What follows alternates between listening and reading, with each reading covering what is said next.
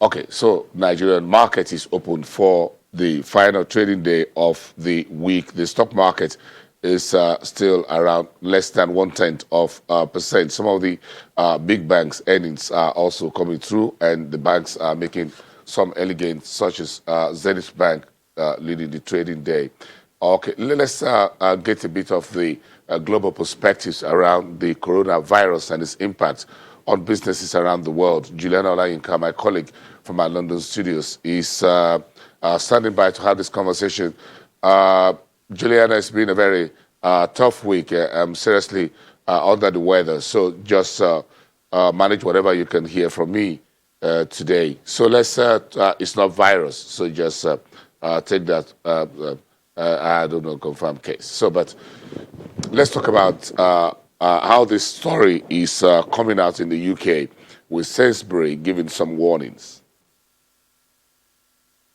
Well, take it easy, by the way, Bosun, because we definitely can't do this without you. And I'm happy to hear that it's not the coronavirus, which I know Nigeria haven't reported any cases there. But look, Burberry have announced that they're really worried about the effect of the coronavirus. And I think this is probably the first of a long list of luxury goods companies that will report the consequences of the quarantine and the shutting down of its stores. Burberry has said that they've had to completely rip up their forecast outlook for the end of the fiscal year, which is the end of March. And that's because 70 to 80% of their sales have been hampered by the quarantines. They've got 64 stores in mainland China. They've had to shut 24 of them. They've also got outlets in huge department stores, which are everywhere around the world. And they've lost sales in those department stores because the number of customers are falling and they're closing down early. So it's a really worrying time for them, particularly as well because 40% of Burberry's global market is dependent upon Asia. And Burberry are already suffering because of the Hong Kong protests that really kind of picked up just before Christmas, and that halved their revenue from mainland Asia. So not good. First, in early trading, Burberry's shares fell about 4.8%, but no specific numbers from them, but that 70 to 80% is massive. Yes, of course. So if you take the Sainsbury story and try to spread it, are there other UK companies also warning about the impact of coronavirus, and how is that all impacting the FTSE, the London stock market at the opening bell today?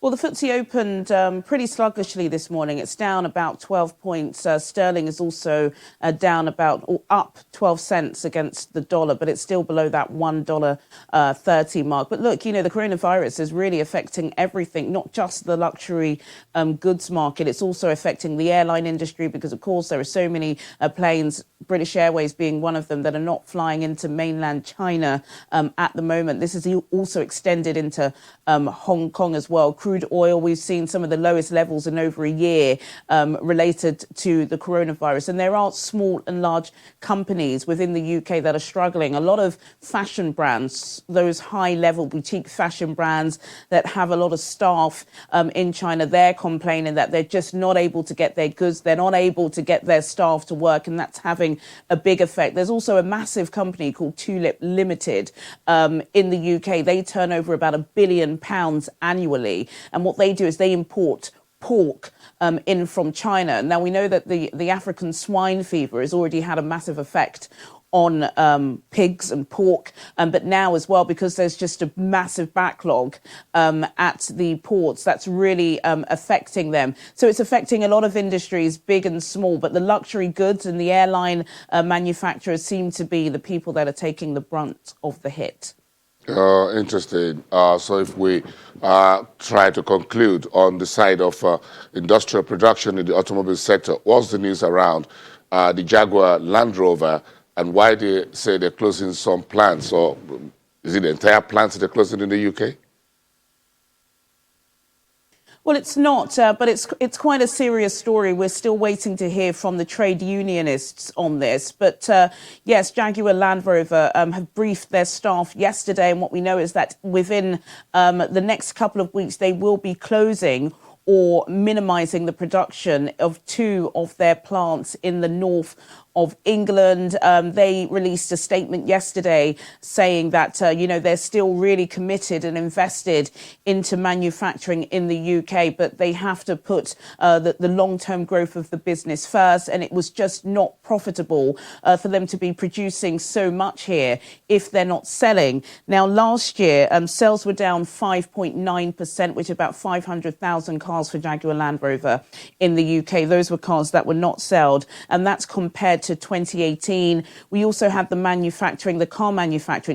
new sales of cars report earlier this week. I spoke about that with Chimeze, and car sales are even down in the UK. So it appears at the right time. But of course, this is not great news, particularly for the thousands of people that work on those plants. But Jaguar Land Rover, again, saying that they're really committed, but to save the business and to save their investment in the UK, they have to act imminently by shutting down those two car plants.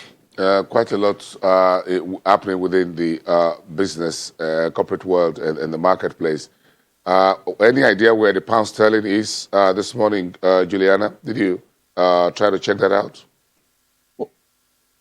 Yeah, well, the pound is just slightly up on the dollar. Before I came into the studio, I think it was about 12 cents, trading 12 cents higher. So it's worth £1 is worth about $1.29. It could get worse at intraday. We've got the US jobs market data coming in, which really, a couple of months ago, the US jobs data would really affect the global equities market. But now, Donald Trump, whether you like him or not, is his economy is doing really, really well. And the numbers are expected to boom yet again. And of course, a strong labour market increases the dollar. And so there may be a fall on the sterling, just maybe. Yes, the U.S.